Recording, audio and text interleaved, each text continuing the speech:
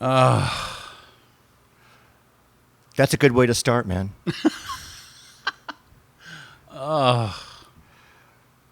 Can we start on a downer? Yeah, you want to start with the bad news? Yeah. We got to tell everybody what happened. It's sad, but, No, there's no it's sad, but. It's sad. It's sad. You just don't understand. I do. And it's okay. I don't expect people to understand. Dude, I've had pets in my life many, many years. But I was going to say that it's just part of life. But let's tell everybody what happened. It is sad. Yes. And? Oh, I'm supposed to tell everyone what happened? Yeah. Mickey the pug finally died. Yeah. And he went out in a blaze of dark glory. Like, it was not a beautiful death. It was quite an ugly death. So if you recall, back in January, I was on my way to record with you a show. Right. When I was told that Mickey had 6 months. Well, now, I'm glad he got 8 months. That's wonderful. But, where are we now? More like it's been 3 weeks. Yeah, about 8 months and a week.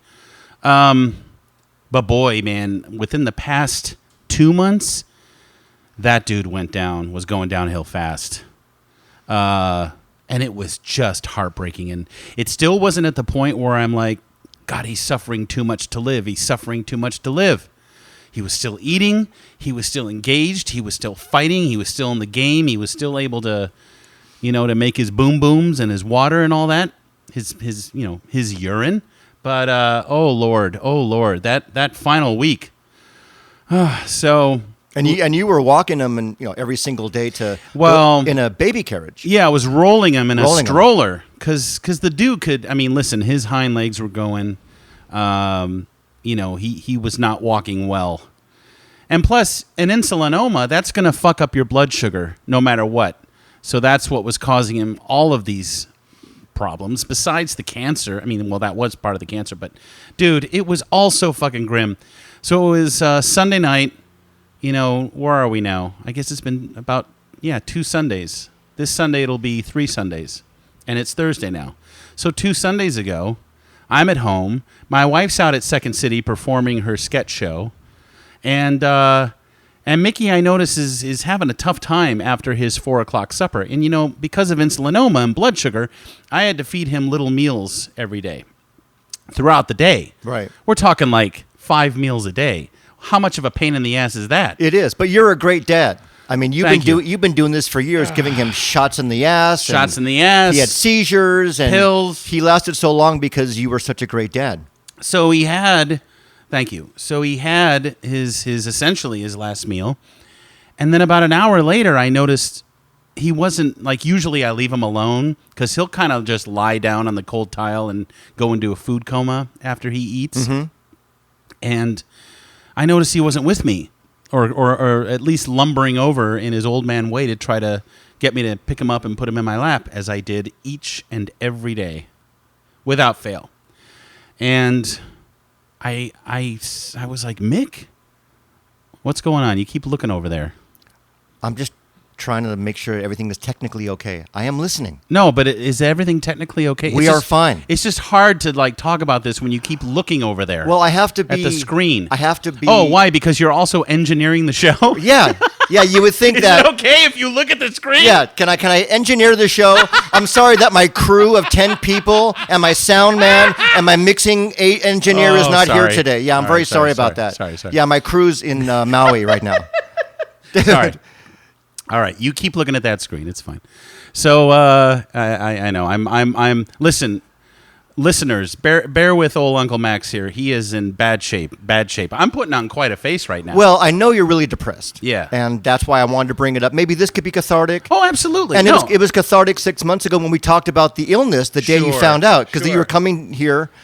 And then you found out that the dog had cancer on that day, but now here we are, and the dog is... Isn't it crazy? But dog's in the sky, looking at you. Yeah, that's what's happening. Right. So I'm like, where's my Mick? Mick? And I go in, and it looks like he's having a little convulsion. So I was so adept at this point. I shoot the sedative up his butthole and just wait it out. Dude, I carry him over to the couch. It's about an hour later. We're looking at like 5:30 now on a Sunday. And all of a sudden, and this is really, kind of the first time I've gone into this in detail. I hear this. I'm like, what the fuck is that? It was like a woodpecker pecking at the window. Like, was he in the kitchen at the time, or no? I had carried him back into my lab. Oh, are you listening to the yes. story? So I look down at him, and he's going, like he is thrusting, like he is having what looks to be a grand mal seizure. Mm-hmm. This is scary. So suddenly he starts foaming at the mouth. Never seen this before. Oh, wow. That's really scary. Never seen this before because I didn't quite understand what was happening in the moment. But in hindsight, you got that foam filling into your throat. Mm-hmm. You're choking. Right. As well as having this insane seizure. Right. Or was it a stroke? He was full of mysteries. Right. He was the bounce back king. So I thought if I just shot him that initial sedative, he'd be right back up and with me. Right. Oh, no. So I got him down on the ground, and I'm like, Mick, and I'm trying to like see if I can even see his eyes anymore, see his soul. Dude, his soul was gone. Did his eyes sort of roll over? Or were well, listen, I mean, he was definitely struggling, but I think they were all, because, if you recall Mickey, and if anyone, you can go to our Facebook fan page and just look at those beautiful brown eyes he had. He was so soulful. And the problem is, with the meds and the illness and the sickness, the dude started to fog over. Like, I couldn't recognize his soul anymore. When you look into an animal's eyes, you can usually see their soul.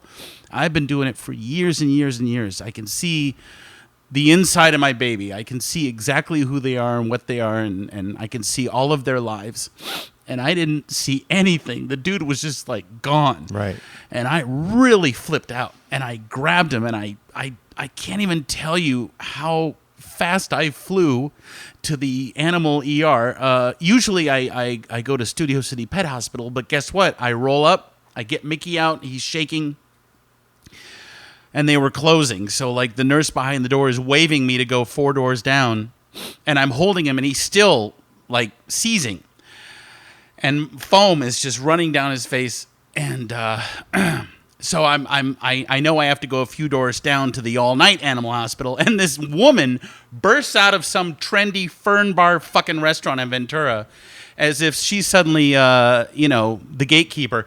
Follow me, stop shaking him, follow me, you need to go here. I know where I'm going. He's having it. Now listen, I'm being very mean because she was being a very good Samaritan, but she clearly saw me in distress holding a shaking dog. Mm-hmm. She thought I was shaking the fucking dog. I wasn't. So I'm like, thank you, but I'm in fucking shock because I know that this time was coming, right? But I didn't know that this was it, and I didn't have an opportunity to ask Nicole, "What do you think?" There's no time for this. Right. There's just it just happens. Get this dog down. Get him to stop doing this and to be free of his mortal coil. So, is that what it is? Is your body your mortal coil? I think so. Okay. So I bust in, and the lady's gone. She vanishes in a blip.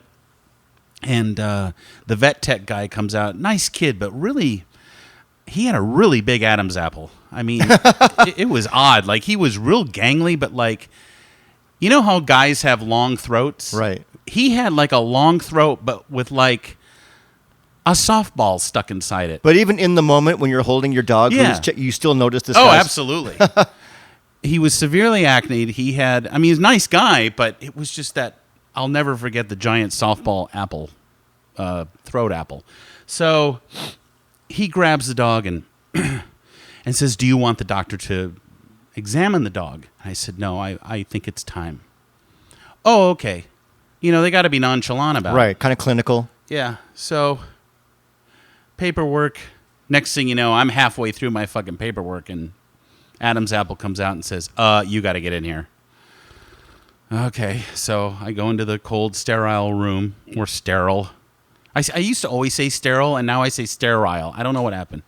I don't know anything anymore. So the doctor comes in. She's very cool, and she goes, "Yeah, he's ready. He's struggling." Okay. Well, this is it. So she's like, I'm gonna I'm going to, you want to put him down. Yes, I'm putting him down. Great. We're going to give him the 3 shots of freedom. Are you texting your wife as this is happening? No, I don't want to disturb her because she's at Second City. Right. She's, in the zone with her performance in mind. Yeah. I don't want to fuck any of that up. I understand.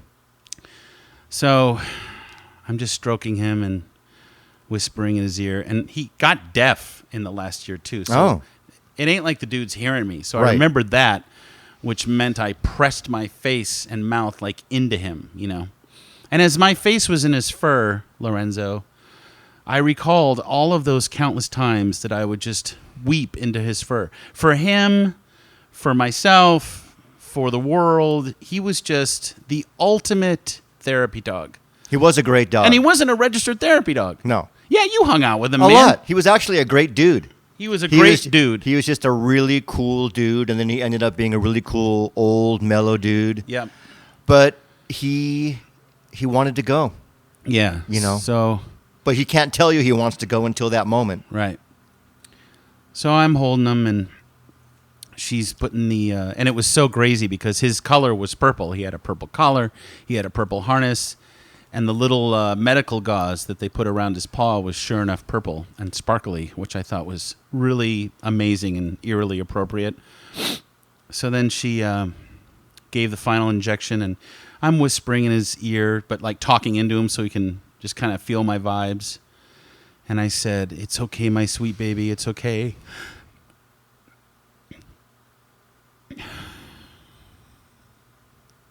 I said, "Daddy's here. It's time. Soar into the cosmos. You are the best friend of my life." And it's true because my biggest worry is who the fuck is ever going to love me as much as Mickey loved me. And the joke is, even my wife agrees, like, it's true. He loves you more than I do. She actually said that? Oh, yeah. Wow. And I'm just like, oh my God, I don't have you anymore. And he just went still, and she said his heart stopped. Oh. And he was gone. And it was so weird. And she said, "Do you want a few minutes alone?" I said, "Yeah, sure, why not?" So she leaves, and I'm just sitting there. All of the work.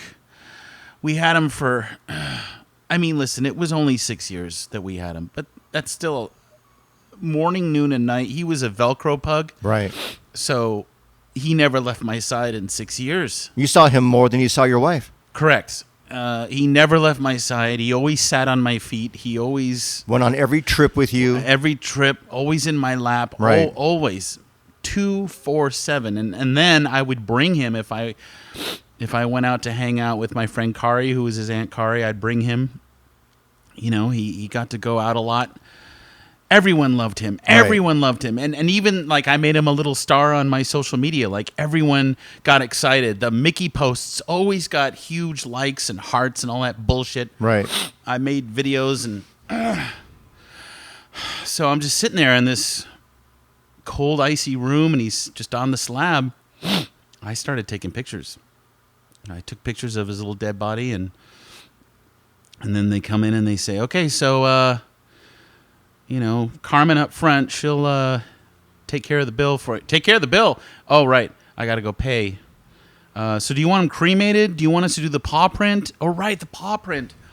Now, when Lily was put down back in 2012, we paid for the paw print, and she went out in a much, much better way. She basically had slowed down and stopped eating. So less than a day after she stopped eating, and we knew, and the doctors all agreed it was time. And by the way, I say doctor, not plural. I say singular doctor. Dr. Robert Fullington of Studio City Pet Hospital is one of the greatest, and I know how fucking stupid I sound. I know it's a fucking dog, but he seriously is one of the greatest people, and he has always been so amazing to us. And he's kept our babies going long.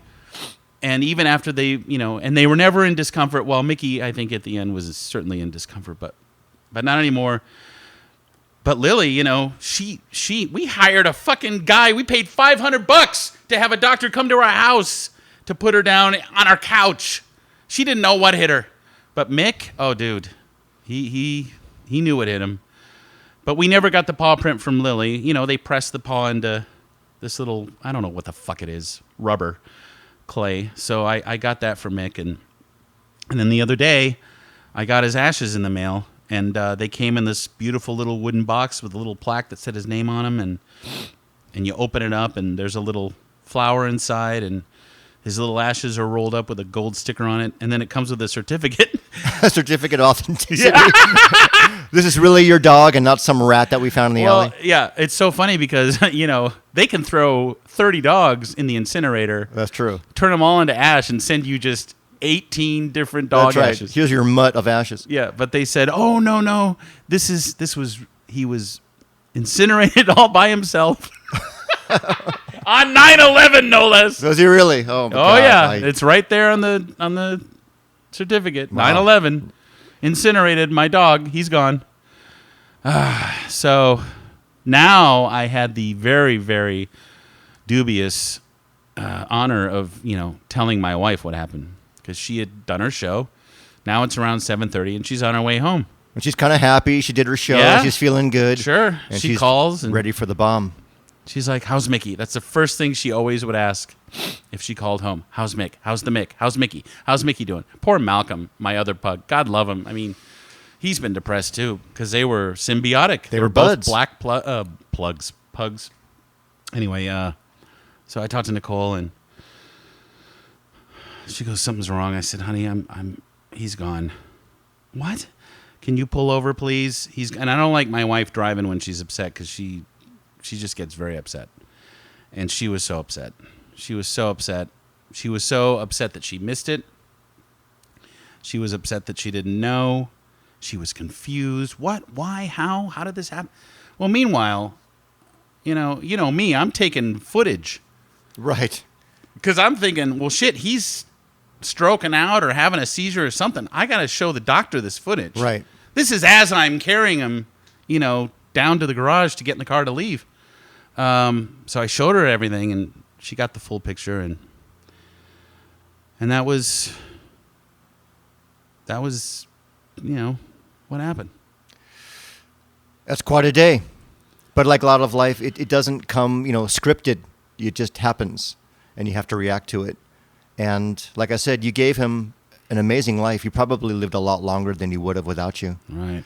And he brought you a lot of joy, and vice versa. Yeah. Let's toast him. Hey, To the Mick. To the Mick. We love you, Mick. Woo. You were a great dude. We love you, buddy. Yeah, so in the following days, all the usual shit. The 7 stages of Yep, all death, that stuff. comes in. Yep. And then What stage are you at right now? I'm in depression. What is that, 3, Yeah, that's a good 4, question. 5? Because I mean, the last one's acceptance, and you just accept it and you move is on. it the 4 or 5 stage? Is it the 5? 5 stages of grief. I thought it was 7. Maybe it's 5. They added 2 later. Some fucking Paying the bills is hippie number did 6, that. I guess. Denial, anger, bargaining, depression, acceptance. I don't know what the bargaining means. I don't know. never did that. I was in denial. I was in shock. I got pretty pissed off, I guess. I got pissed off because why is Donald Trump still alive and my Mickey And is your dead? Mick is- That's how angry I got. Yeah, well, you know what? I will. I'll tell you. One day, Yeah. Donald Trump will die. Yeah. I will tell you that. Okay. Yes. Well, that'll be fun. Yes. Depression, that's where I'm at, and acceptance. And I've kind of already done that too, but I'm not like everyone else with these stages of grief. I'm always grieved. Right. But now you have Malcolm, and Malcolm. Malcolm's been amazing, but he's been depressed. He's another great dude, and he'll be the man of the house. He's getting a lot of extra special love, which I think I'm he's sure. like not really ready for. He's like, I'm used to being the dog on the sidelines. Yeah, why are you all over me? Yeah, I'm used to being the unsung hero of the family, which he really is because he was around when Lily died. Right. But tomorrow, I have a little pug date planned for Malcolm. I'm gonna take him to a park we used to take our pug Bugsy to in Burbank, where I've never, because Malcolm's a little bit of a wild child and Right. he's unpredictable. So this park, I will allow him to run leash free and not have to deal with other dogs or anything because he doesn't like other Oh. dogs except his brother Mickey, who's dead. Right. So I'm gonna take him and just kind of sit and just let him be free, just like he is on Cayucas Beach. Which Right. He loves. Right. When we let him go on Cayucas Beach, He goes crazy. And I've been to Cayucas with you. Yeah, of course. I took a Yeah, great you photo did. of You took a Malcolm. great photo. I'm going to upload that photo Yeah. to our Facebook page. Do it, You do it. got to see this dog. Cutest thing. Yeah, And- just say Malcolm and not Mickey, so no one gets confused. I'm not going to confuse him. I promise you. Well, I'm sorry, and it sounds so cliche, but it is what it is. Yeah. And you were a great dad, and you'll have to go through, get to the acceptance stage as soon as you can. Yeah, it's funny. Do you like? I imagine you're a guy that has no patience for Disneyland. It isn't the happiest place on earth. I've been obviously all throughout my life, Sure. and when I was 8 or 9, it was great. Yeah. I am not 8 or 9. It is not great to me. See, I think it's better for adults than kids. Really, Oh, I think absolutely. it's a pain in the ass. Oh, it is a pain in the ass. Of course, Yes. it's horrifying. There are some moments. I mean, Yeah. I love certain rides that I could Right. just do 2 to 3 times Right. in a row. The whole day, after about 2 hours, I'm done. Well, you're right. That's how you are with everything. No, that's not true. But, Disneyland is not the happiest place on earth to me. Now, why do you bring that up? Well, because a week and a half after Mick died, Nicole said, "Hey, why don't we go to Disneyland for a couple of days? I haven't been there in a really long time, and I go there usually once or twice a year because my friend Doug is a platinum member. But I have a very different experience. He gets into all the secret bars and Oh, restaurants. that's completely So different. that's all we do So all you go there, you're a VIP. Oh, yeah. Oh, I would love to do that. Oh, we're hiding out in There's that these- secret, like, there's Club 40, 33. 33. Have you done that? Oh, dude. I would love to I've do done that. it countless times. I'm friends with a bunch of hot chicks Really? over there who are Oh the my servers. God! See, I'm just a schmuck who goes over there like everybody else, and I'm done after 2 hours. Right. You've never taken me to Club 33. No, because you have to be invited. So it's when my friend Doug invites me, it's like this thing. Okay, Doug, will you please invite me? he doesn't know you, but I can vouch for you. Would you give me a voucher? Let me tell you something. I'm gonna vouch for you. You All hear right. me? Look at me. I'll vouch Verify for you. me. But I swear to God, if you make an ass of yourself, I'm not even doing Tony Soprano. I'm just doing a gangster guy. If you make an ass of yourself, you're out of here. Well, it's a little De Niro. A little De Niro. So- But What? Doug and I will get along great. Well, you're both guys who are Jewish that deny that they are Jewish. So yes, I agree. That is such another conversation that we're not having today. So and that is so not true. So Nicole said, I think we should go to Disneyland because, let's just go get a distraction. Let's just be spontaneous. We can't get up to Cayucas until Halloween. B, it's Halloween at the parks. They've got all these special Halloween dishes and donuts and all these special little treats for Halloween. Let's just go. We'll spend one day at California Adventure, one day at Disneyland. Great. We'll bring Malcolm. They have a beautiful kennel down there. We can pay him visits throughout the day, which is what we did. We can go to a restaurant, stay in a hotel, whatever. So we did that. And I got to tell you, it was a lot of fun. But here's the thing. If Disneyland is going to say, come on over, it's Halloween, Main Street is decorated with, Halloween trimmings and jack-o'-lanterns, which it was, and come try all of these amazing little Halloween goodies we have to offer. Have the goodies in stock, because when we got to Disneyland on a Tuesday, we went to California Adventure on a Monday, Disneyland Tuesday. Nicole was promised by the ad a Halloween donut, a very special Halloween pumpkin-y donut with orange frosting and a little thing on top of it that's Halloween-y, Mickey holding a jack-o'-lantern or something. We get to the cart where they're sold. We just got into the gate. It's 10 a.m. in the morning. Sold out. Oh, my God. Oh, yeah, sorry, we sold out. Well, what do you mean? The park just opened. Yeah, we made 3 dozen of them. 3 dozen 3 dozen? for 5 million people? Yeah, what, 3 dozen? And, dude, we weren't alone. There was a line, because there's always a line. There was a line of 80 fucks waiting for their special Halloween donut that they saw in the ad. Right. And they're like, no. But tell you what, we're making more. Okay, good. You're thinking like within the hour. Right. They should be out at 4 o'clock. Right. 4 o'clock? So if you're at the other end of the park, you have Yeah. to come all the way back for your donut. At that moment, is it the happiest place on earth? No. No. It was full of wretchedness. Are you kidding? All of these big, giant, fat fuckers who can absolutely walk and should be walking are in these mobility scoots, rolling around on their fat, sorry, flabby fat. Are you kidding me? You can walk. They're just so lazy. They're what is it? What's the word? They're a petulance. They're a petulance.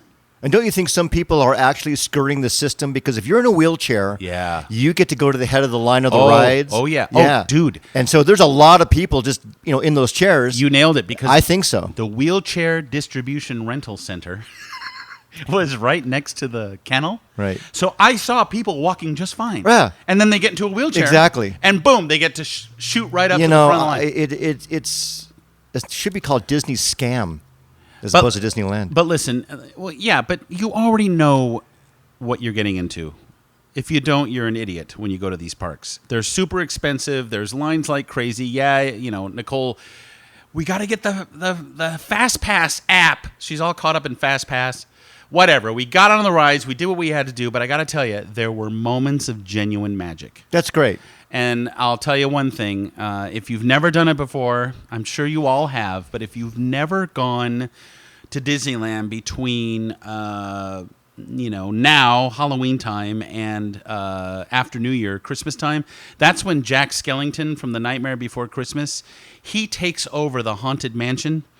And that was one of the most extraordinary things I've ever seen in my life. And I've seen it multiple times, but I don't know what it is about this recent time. It was so beautiful and so well done, and you just feel like you're in Halloween world. Is it a guy as the character? What do you mean he's taking over Haunted? Well, that's just kind of the premise of it. Oh, okay. The usual Haunted Mansion has been taken over by Jack. Okay. So he's Christmas-fied Haunted Mansion during Halloween. Because do you know the story of Jack Skellington? Yeah. Yeah. You know that he turned Christmas into a Halloween holiday. Right. He didn't know. He had good intentions.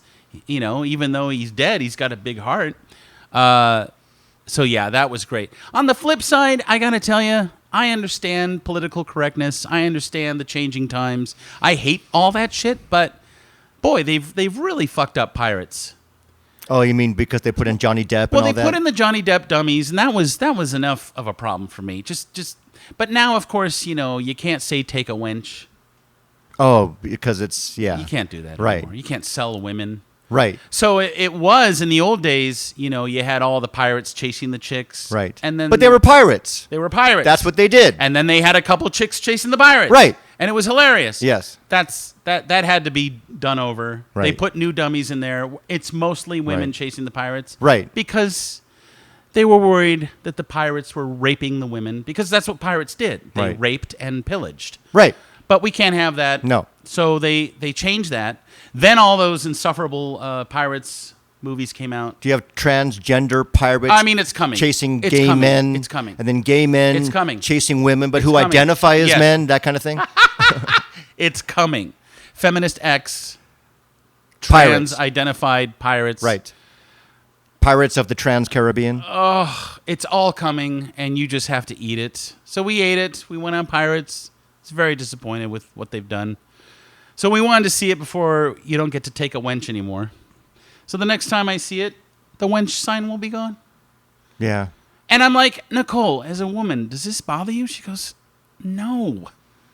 It's a stupid ride. Because she's not 5 years old like most Americans are. I'm not a whiny baby. Right. I know what pirates did. Right. I don't care. Not everything is Pirates offensive. wanted pussy, and if they couldn't get the pussy with their shitty seductive skills, they took the pussy, or they bought the pussy, or they auctioned off the pussy. That's what pirates did, you dumbasses. That was Walt's vision. Okay, so why don't this? How about we go on the ride, and all the dummies are doing the real ride that Walt envisioned, but they have a separate time. Like at 2:00, you get to go on the ride where you don't have to see any of that. Right. It's the sanitized PC Yes. version. Lorenzo, they switch out a wall. They switch out a scene. They could just do it. Turns around. Right. They can build it right there. The wall just spins around. This is an idea that's coming off the top of my head right now. The wall spins around. You get Johnny Depp. You don't have to see the word wench. You don't have to see rape. And then I want another version that's more extreme, where you turn it around and you see pirates It's fucking these nothing women. but rape. It's raping of the Caribbean. It is. It's pirates fucking other pirates. Wow. It's pirates fucking women. It's dogs fucking pirates. But it's all animatronic, audio animatronic dummies. And the name of that park is Maxland. Yes. I really should start my You own actually park. should start your own park.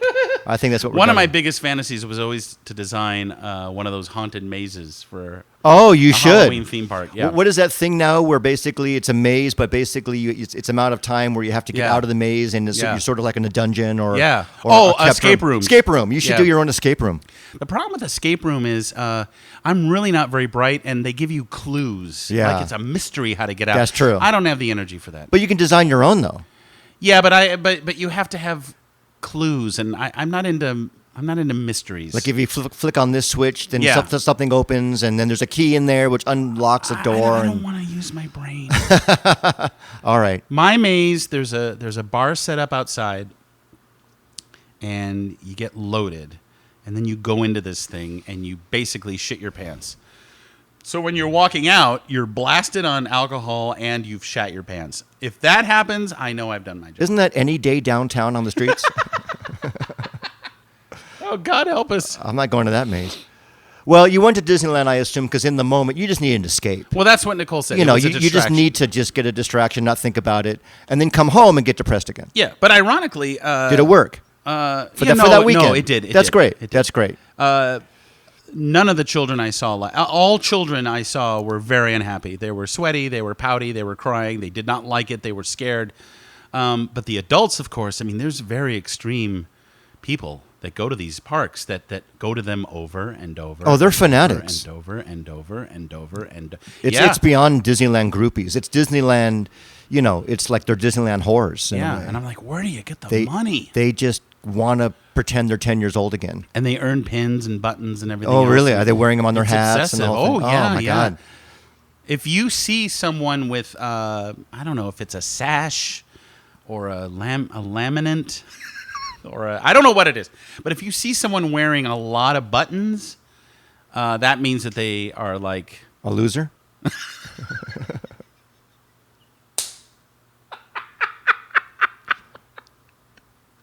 You got me on that one. I'm dizzy. That's good. Yes. When you wish upon a star, chances are you won't get far. Wishes are for suckers, you will lose anyway. Jiminy. Happiest fucking place on earth. Oh man. I'll keep my distance for now. Wow. Yeah, I'm glad you went. Thanks, man. How are you doing? I'm doing all right. Are you in another band besides The Girl and the Glory? I am actually. Who's that band? I'm in I started another band. Well, I'm sorry. I didn't start. I joined a band to expand my horizons. I'm in a band called The Color Up. Really cool, kind of a heavy bluesy rock band. Singer's got a voice kind of like Chris Cornell, like a really cool big rock voice. It's really cool. That's a really major comparison there. It's pretty cool. He's pretty I'll cool. be the judge. Well, you have to come see us sometime. The Color Up. The Color Up. It's a poker term. When you I apparently hate poker. when you No wonder I hate when the you name of your trade in band. your chips and you get more expensive chips, it's called coloring up, and that's what they decided to call the band. Oh, I had nothing to do with it. I understand. But they're cool guys, really good musicians, really good songs. And, if they listen, and I joined they them. won't. But No, they're not going to listen. I'm sorry, guys. I hate the name of your band. But I'm sure you're great. They're amazing. So I'm doing that. Did you ever hear? I think you can find it on YouTube. Did you ever hear any of the? What is it called when you take out all the music and isolated vocals Yeah. of Chris Cornell recording? No, I haven't heard him. I've heard Dude. other isolated tracks. Dude, I mean that motherfucker was the real deal. I think he had 5-octave range. Is that true? Amazing. And you know how he started? He started as a drummer. He was a drummer, Yeah. and then they needed a singer, and he went, "Oh, okay, I'll sing." And then he sang, and people just went, "Oh my God, you're amazing!" So he was amazing, and that whole story is so sad. You know? Oh yeah, and he was he had a great sense of humor. Yeah. And he was quite beautiful. Let's face it. Yeah, great I mean, looking as a guy. straight man, you could be like, "Oh my God, He he's was just gorgeous." You know, it's funny on the outside. We talked about this before on a past episode. He had it all on the outside. Right. Who knew this inner turmoil? Right. This hell in his own head. Yeah. Anyway, it's just incredibly sad. And as a result, he hung himself, and then later, a good friend of his. yeah. What was that other guy who hung himself? Well, the singer from Linkin Park. Correct. Yeah, The Linkin I Park forgot guy. his name, and another really great singer. Yeah, but he hung himself because he was so depressed about Chris Cornell. He's like, I'm going to do that. That was the only reason. That Well, doesn't not make any the sense. only reason. I mean, clearly I didn't read the whole story, but he struggled with mental illness. Right. But I think that's the bottom line he with was all really this. blown away by that. Like, Right. I think, and correct me if I'm wrong if you're a Linkin Park fan, but I believe he took it really hard and was tweeting about it and all that. I Right. don't. This is what I read, but I don't remember. Okay. But I wasn't a big Linkin Park guy. But he left behind 6 children or something.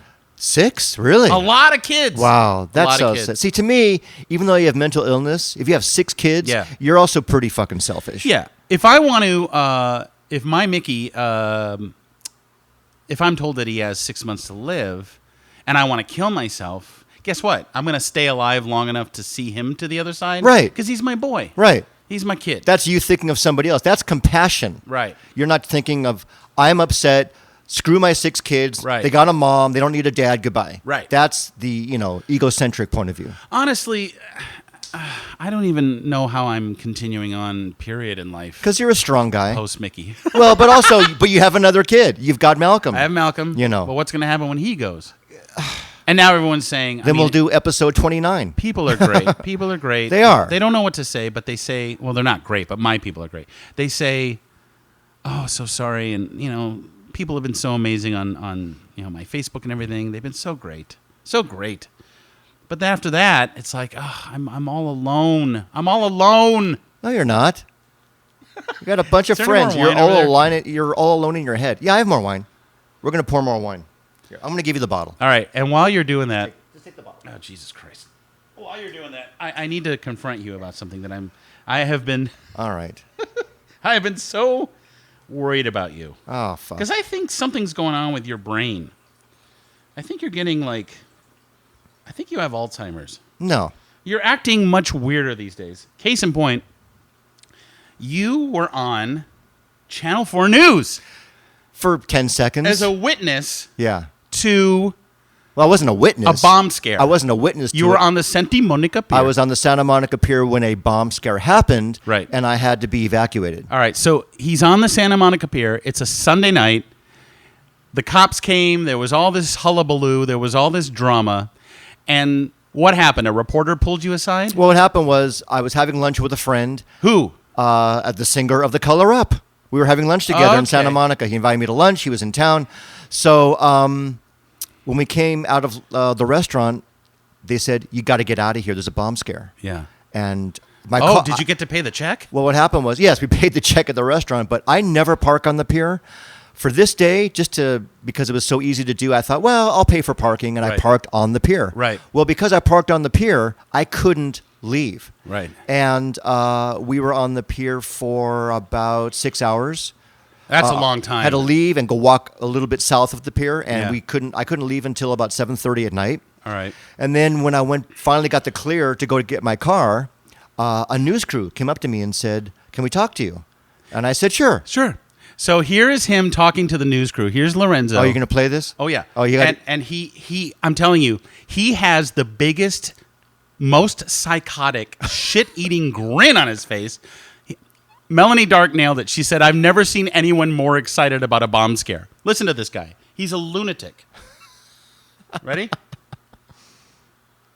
Hold on. God damn it. This might not translate. No, it'll translate. All right. My family here on during holidays. So we basically just roamed and walked further south.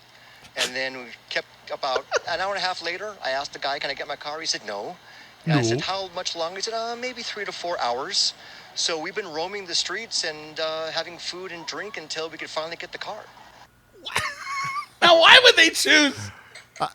Why they chose that clip, I have no idea. They talked to us for like 10 minutes. He's so happy. And so we could not believe it, and we could not get to our car. So we wound up making the most of it. And we walked around and we had a party. We ate and we drank and waited for the car. And you should see the beaming smile on his face. Why am I always Babu when you imitate me? You're so weird. And you've gotten weirder as you've gotten older. I agree. And you're very forgetful. Thank you. Very forgetful. That's great. What happened? Have you had any sort of No. neurological exams lately? You know, I think actually it's probably a self-filter. You get bombarded with so much information, you can't possibly retain it all. I try to only retain the things that I think are really important and forget the chaff and forget the shit and all the little bullshit. I don't have time to remember that stuff. But in self-defense, I actually, when I saw that the next day, because it was online, I even thought to myself, why the hell am I smiling? I think I was so giddy by the end of the day. I was so fucking tired because I had a rehearsal to go to that night, which I had to cancel. By the time I got to the car, I just wanted to go home. We're going to post this news clip on our fan page, and you got to see this guy. He's so happy. Oh, my God. And I'm like, what is wrong with him? I watched that 80 times. Just laughing at what a lunatic you are. And I don't even know why they chose me, because they interviewed the singer, the guy, my friend, the guy I was with, for the same amount of time. They chose nothing of him. Because he called his band The Color Up. No, we didn't talk about the band at all. Well. Anyway, thanks for bringing that up. That was my big That's your big beef. Why are you smiling on the news? Hey, listen. Hey, if that's all you have to say, if that's your only beef with me, I'm happy. No. Anytime you can get me to cry on a show, I mean, Jesus Christ, I was not expecting to cry. Right. I'm mortally embarrassed. Do you know that when I used to do Mimosa with Adam Shoulder, the counselor, I would have these breakdowns on the show, Lorenzo, and I would tell him later to edit them out. Why? I had them so often because I was so much more of a maniac than I am now. I call you a maniac. We know what I am. That he said, no, I'm not cutting them out. Now, he agreed when I bawled, where I couldn't even compose myself again when we interviewed my high school drama teacher, Robert Corelli. But since then, on The Cutting Room, that movie podcast I used to do, Right. I had moments where I cried because we would be talking about movies, but then we'll be interjecting like personal experiences in life. Right. And, you know, actors cry. But I was getting to the point where I was like, I don't know if anyone's ever seen like an interview with Dustin Hoffman or Rod Steiger, those two in particular. If you watch an interview with them, chances are at some point they're going to completely fall apart. But it can't be scripted. I mean, you're an emotional guy. No. Yeah, Nothing you ever do is scripted. Right. You're not doing it for the entertainment Correct. value. It's all completely it's completely porous. What Right. you see is what you get. Yes, it's honest Mr. and Heart real. on his sleeve. Right. That's always been me. Right. And how far has it gotten? Well, the point is, if you're in the podcast, and if I'm listening, and I listen to every episode of Mimosa, I Yeah. want to hear you. Right. I want to know you. Right. I don't want it edited out. I'm terribly interesting. I want the full max. Well, speaking of the full max, let's get off death, and I want to talk about something I want the backstory of something really cool for those of you who don't know. And I actually posted this on our Facebook page. Was it last month, or maybe it's even been just a couple months ago? We're talking about something from a couple months ago? I think so. Oh, August?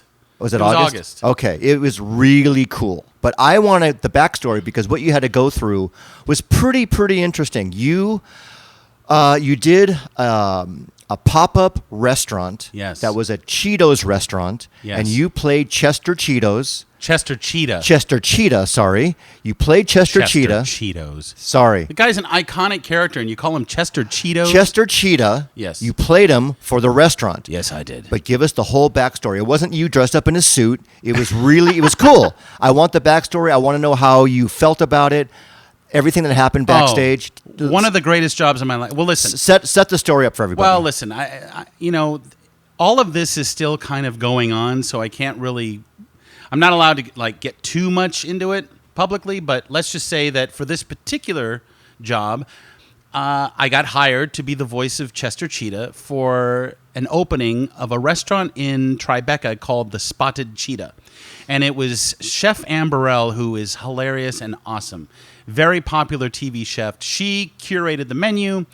They set up this temporary restaurant. It was this big media hype thing, and it was amazing. And I got to fly to New York, and I got to be hooked up from stem to stern. Is that what it? Stern to stem? Stem to on a boat? Head to toe. I was hooked up head to toe with wires because we mocapped a live interactive Chester experience, which took place in the restaurant. So you're wearing the full motion Correct. capture suit. Yes. You move your hand. Yeah. The character moves its hand. I move my mouth. mouth. Everything. There's a mic hooked up. So And you're when I behind talk, a wall, right? I'm in a separate. They rented out the restaurant in Tribeca, and that was the space, and it was so beautiful. Oh my God! Google the spotted cheetah Cheetos and just check out. Like, it was the ultimate. Like, it still should be up. It's too bad it was a pop up because people loved it so much. Wow! And it was all like. All the artwork is, glorious paintings of Chester, and the bar had all of these Chester cocktails, and it was all Cheetos themed food, and it was just amazing. I wish what they would did. do it here. Yeah, well, I don't know, but far be it from me to say, but I think that they're going to be doing things like that again. That would be great. I don't know if I'm going to be involved, but I was involved in this one, and let me just tell you something. I had such a blast. First of all, to be flown to New York, which I've never been to. I've never been to New York, and everyone is aghast when I say that. Right. It's such a great city. It's a great city, and I don't like cities, and I don't like people, and I don't like concrete, but I was instantly charmed by it, especially where I was staying. I was staying at a Hilton Garden Inn in Tribeca, and I was working a lot, so I didn't have a lot of opportunity to really explore, but I did go to the 9/11 Memorial, and I got to tell you, I was kind of disappointed.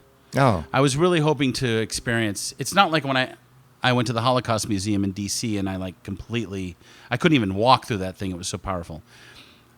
It just felt it was too big and too spacious, and I didn't get the full feeling. The two things I liked at the 9/11 Memorial were the waterfalls. There's two giant holes Right. where the towers were Right. that are now waterfall Right. filled holes, and all the names of the dead. Right. The victims of that horrible tragedy. And then I liked inside the museum the representation of 9/11 through the eyes of graphic artists and painters. Mm-hmm. There was a whole little isolated thing. I love that. And all the photographs of people looking up at the sky Right. with their mouths open. Right. Like, It what does the bring fuck? you back to that day. It does. There's It does. there's audio and there's Yeah. video, and Yeah. you hear police banter Yeah. back and forth, and paramedics calling Sure. things in. I think it's pretty powerful, actually, because I did most of the museum, and Yeah. it brings you back to that tragic day. It does, but there might have been a disconnect for me. Maybe. I don't know what it was. But also, you weren't there as a tourist because half of your brain is Right. you got to work tonight, and Yeah. maybe you couldn't let go. Totally. But can I get more of the backstory real quick? Yeah. Did you have to practice being in the suit, or they just basically said wear this and move around and start talking? And They threw that at me. First really? of all, What's the backstory on the actual technology involved? the technology is motion capture, and what they do is there's a company called Faceware. They were so wonderful, and I had to go in a month ahead of time, and basically they put a helmet on your head with these extenders that are shooting. It's like a camera on these long arms out in front of your face, recording every move, every muscle. You in went your a face. month ahead of time Yeah. here in L.A. Yes. to do this. To a studio here in LA. Okay. Faceware. And they took all these pictures of my face. Those pictures then go to the animator who digitizes the Max Koch Chester face. Oh. So when I talk, his mouth opens. When I turn my head, his head turns, etc. As far as the rest of the body, I didn't do any of that until I got to New York. Okay. And I worked with this equally amazing team called We Fly Coach. And these people were top shelf margaritas across the board. I had so much fun with these crews. They were so sweet and so wonderful. And we're in they rented out a men's clothing shop. Okay? That, by the way, was run by this dude who was a Smiths fanatic. Knew Johnny Marr. Let me hold a Johnny Marr guitar. I mean, he was great because I love the Smiths, and we were singing Smiths songs the whole time. So that motion capture shit, that's all over body stuff. That's like full embodiment of a character. I wasn't expecting that. And it was an amazing challenge, and we had a couple rehearsal days. They're not just going to throw you in for something this big. So that was a great education. Wow. And you rose to the challenge, man. Oh, yeah. And I don't think I've ever been more professional on a job than this one. What Because a great I loved gig. the job That's fantastic. so much. Yes. So the restaurant opened and people could come in and talk to Chester, and I talked to all kinds of wonderful people. And you're just improvising for 3 days. Correct. Wow. And it was a lot of work, and it was so rewarding, and we'll see what happens. Again, I can't really speculate or talk about the future of my involvement, but just know that what I did was amazing, and I loved it. When people are coming, are they asking you anything personal, like, hey, who are you, and that kind of thing? Oh, yeah, you have to field a lot of, for example, they'd say, hey, Chester, what's good to drink around here? Well, please just go and enjoy the bar. They're like, yeah, don't talk about alcoholic beverages and don't, because it's still a family brand. Right. You got to Right. play it safe. Right. Which is what I did. Right. I mean, I think I slipped a few little, Right. randy things here and there, but no, nothing. Were kids in there? There were a very few children. But the children- Mariah Carey came in. Oh, that's and she cool. brought her kids. Wow. And I don't remember if I talked to her kids or not. I talked to a New York Nick, a few other people, but it was great because, especially, I'll tell you, the most fun was press night because we would get in advance information about who was coming from a magazine, like Food and Wine magazine. Joe Blow's coming, and this is what he looks like. So they walk in not knowing where the hell they are. They're taking it all in, and all of a sudden Chester goes, Joe, my friend, come here, talk to me. You should have seen the look on their face. They all became kids, these adults. Well, it's Because they're talking to an animated kid. yes. I mean, basically, they're in cartoon land now. Yeah. And I learned actually that, and this is the most exciting thing, it is a developing technology, what they did. Live interactive animation, a cartoon talking to a human being. Right. Live. Fairly new. So it's Groundbreaking it's stuff. cutting edge. I think so. You're one of the first to do it. Listen, that's not going to go down in the history books because I don't know what I have to do to get some exposure, but it was a very good thing. It was very good. Well, I'm so happy you got the gig. That's all really interesting, man. Yeah. And I hope it actually, mushrooms to something bigger. That would be fantastic. Or at least they do it again if they do it in L.A. or another big city, Chicago, Yes. or Dallas, or whatever. We'll see what happens, man. That would be great. Let's hope man. so. That's so cool. Yeah, it was great. And how was the food? I didn't have much opportunity to eat. They didn't feed you the food? No, they fed me, but we were, we're in a separate whole universe, and all the food is going out to all the guests. So I tried. They brought in some things. I was only able to try the flamin' hot tacos, chicken lime and tacos. That sounds good. They were great. But what's great is the recipes were inspired by people who would post online. Hey, I decided tonight to cook with Cheetos. I'm using Cheetos as a crust over my taco. So they took all those ideas and made them into a restaurant. Right. So anyone can cook with Cheetos. Of course. But it came with this great little cookbook. which Oh, I that's got. cool. Yeah. That's cool. And you can go online to thespotted-cheetah.com and download it, the cookbook. And you too can make Cheetos-inspired dishes. You can make mac and Cheetos. Yeah, it's great. I love Chester because he's cool.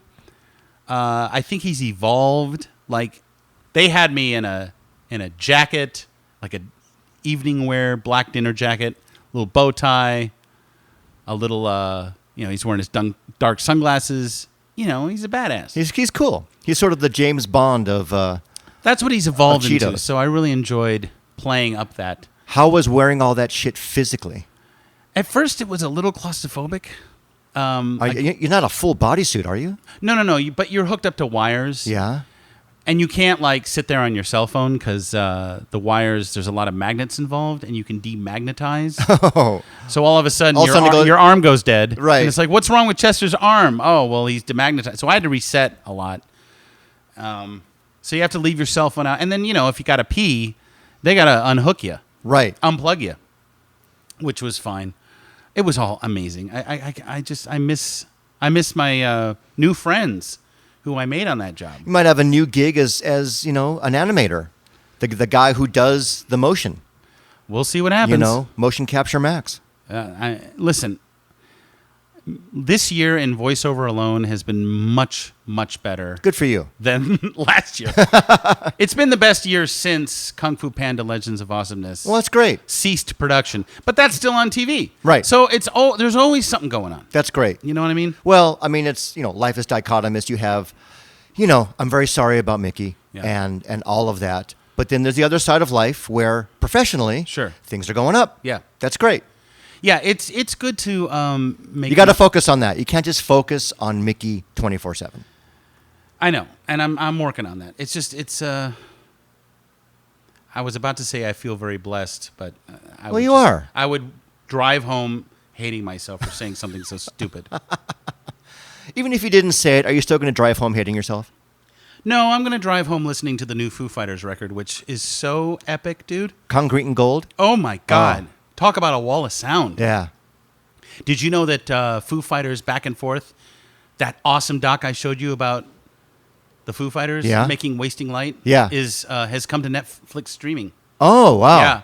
They're really if good. you guys love Nirvana and Dave Grohl and Foo Fighters, you got to see this doc because it's all about Dave's transition from Nirvana to Foo Fighters. It is very cool. It's the Foo Fighters origin story. It is a great backstory. And it's how he brought in all the guys. And there were so many hirings and firings. Right. And people quit and the band personnel changed. Band almost never happened. Yeah. And When we were watching it together, you were like, this is my life. Oh, yeah. Like, because I know you've been in so many fucking bands. I've done everything he did except get really famous and rich. No. You're doing fine, though. Maybe the Color Up will have songs on Ray Donovan. Maybe, too. Maybe. Maybe one of my bands will. And Girl in the Glory. We have a new single out, actually. Yes. So that's really cool. Called Hypnotized. You can go find it on Spotify. Yes, and you have a gig on Friday, which you'll be at the Mint. Well, that's the 29th. So. Oh, the 29th. Yeah. So when is that? That's 2 days from now. So. Oh, it is? Yeah. I said Friday. Yeah. Yeah. Oh, people might be listening way after that. So. Oh, I see. So how'd the gig go? Oh, the gig was great. We had so many people. Dave Grohl was there. It was fantastic. No, I listen. Bear with me. I need to get out to one of the gigs again. I'm just, I'm probably going to go lay low. And I was just at the Mint, but I will come and see you. Come see me sometime. I will. All right. Max. Lorenzo. It is always great talking to you in all your dynamics. Yeah. And even though I'm very, very sorry about the Mick. Thanks. I'm happy that things are happening professionally. Thank you. You'll get over it. Okay. Thanks for being so honest. Yeah, well, I couldn't help it. And, any final thoughts for this episode? Don't shop for a dog at a pet store. I don't even think they have pet stores anymore. Just if you like a certain breed of dog, figure out which rescue sites they have in your area. Go to just type it in the web. Bichon free. Okay, forget that. What's another example? Okay, Chihuahua. Chihuahua Burbank. Just type that in. Chihuahua rescue. Burbank. Go rescue a Chihuahua, will you? Let that little thing have a life in your home. Treat it well. Give it all the love in the world. That's another thing about Mick, and I'll end with this. He gave me as much as I gave him, and that's a very rare, amazing thing with an animal, because they're not there to do that for you. They're there to eat, shit, piss, and sleep. That's their job. It's a bonus if they wind up loving you and always wanting to be in your lap and always wanting to give you kisses and all, So these creatures are so deep and so capable of giving back. And you make it a dud. You make it a dud. You make it a dud who doesn't like other dogs. But don't give up. You got to keep working with them. Malcolm, he doesn't like other dogs. And we realize this. So we tried to work with him a little bit. I'm not saying you got to bring in the fucking dog whisperer. That's too expensive. But just have patience before you get rid of the dog. And whatever you do, don't just dump the dog in the street, you fucking assholes. That is the worst thing you can do to a dog. How dare you? How dare you? You're preaching. I'm preaching. Wow. But actually, the whole dog or even cat dumping thing, it's just terrible. Don't dump your animals. Don't dump your animals. These are living, breathing things. Just with give it nerve to another loving family. and emotion. And it's so funny. People say, how can you eat meat if you love dogs so much? Ugh.